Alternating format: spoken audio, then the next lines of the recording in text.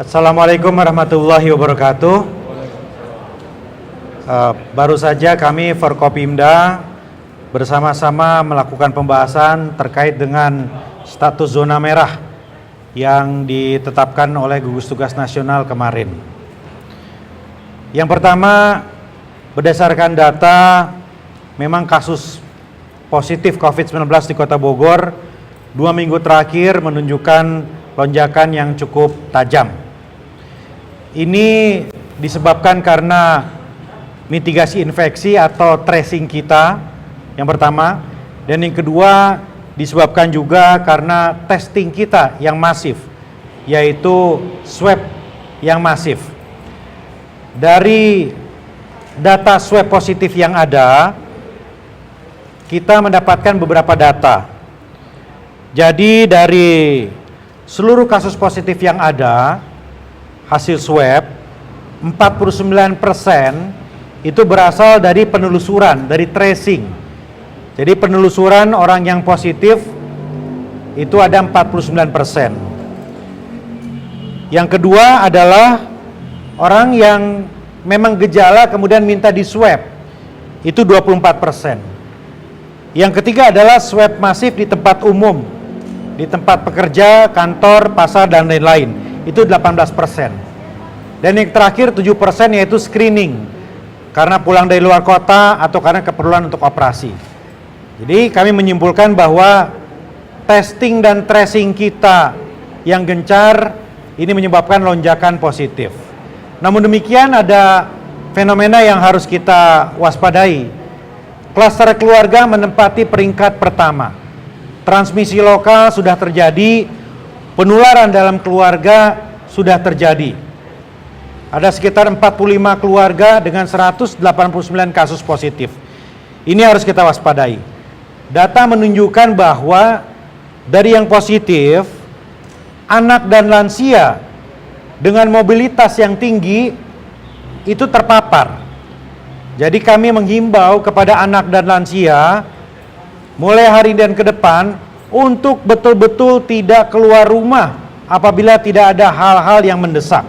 Sekali lagi, anak di bawah umur dan lansia, karena dari kasus positif mereka mobilitasnya cukup tinggi.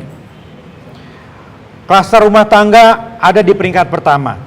Nah, karena itu fokus kita Bapak Ibu sekalian adalah kami Forkopimda bersepakat mulai besok kita akan menerapkan pembatasan sosial berskala mikro dan komunitas.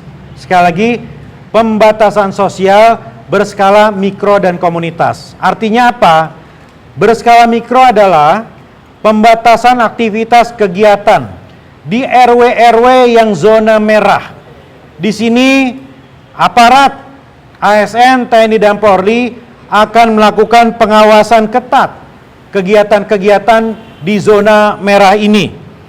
Jadi tidak boleh berkerumun, mengadakan aktivitas, diminta untuk tinggal di rumah, kecuali untuk keperluan medis dan pemenuhan kebutuhan pangan. Jadi ini adalah skala mikro di RW-RW. Kami sudah mendata RW yang merah di mana saja dan bisa dilihat diakses di situs resmi kami tentang COVID-19. Kemudian pembatasan sosial berskala komunitas artinya adalah wilayah yang tidak terjangkau oleh RT RW, pusat perdagangan, mal, pabrik, kantor, dan lain-lain. Dan kami akan melibatkan komunitas ini juga untuk melakukan pengawasan yang ketat terkait dengan protokol kesehatan. Pemerintah kota Forkopimda bersepakat untuk membatasi jam operasional semua kegiatan di Kota Bogor. Jadi mal, restoran, kafe, rumah makan diminta untuk tidak buka setelah jam 6 sore setiap hari. Buka bisa dimajukan, tadinya jam 9 mungkin jam 8, tetapi selesai jam 6 sore.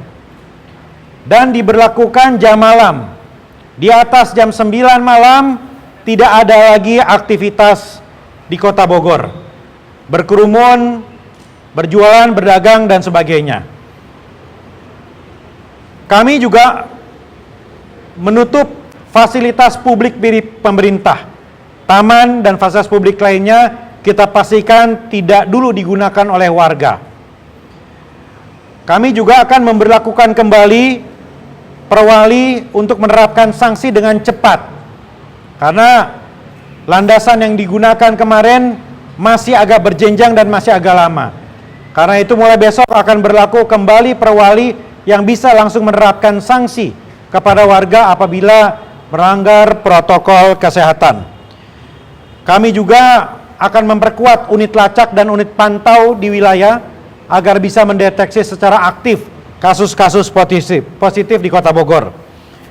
Kemudian kami juga meminta warga untuk memberikan masukan, aduan dan saran apabila menemukan ada pelanggaran protokol kesehatan yang tetap berkerumun atau ada kasus positif yang lolos, ada OTG yang lolos, silakan lapor di kanal khusus melalui aplikasi Sibadra.